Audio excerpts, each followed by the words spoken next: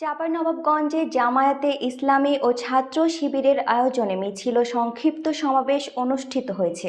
বৃহস্পতিবার বেলা 10:30টায় জেলা শহরের বড় ইন্দারা মোড় থেকে মিছিলটি বের হয়ে অল্টন মোড় ফুড অফিস মার্কেট সহ প্রধান সড়ক প্রদক্ষিণ শেষে একই জায়গায় এসে সংক্ষিপ্ত সমাবেশে মিলিত হন।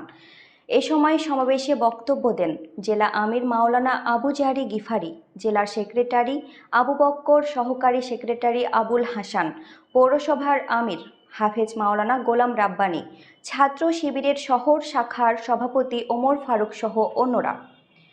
এ সময় তারা বৈষম্য বিরোধী ছাত্র আন্দোলনে নিহত সকল শহীদদের আত্মার মাগফিরাত, গণহত্যার সাথে জড়িত সকল খুনিদের বিচারের দাবি এবং সকল প্রকার ষড়যন্ত্র ও নৈরাজ্যের প্রতিবাদ করে সাবেক প্রধানমন্ত্রী শেখ হাসিনাকে দেশে এনে তার বিচারের দাবি জানান তারা।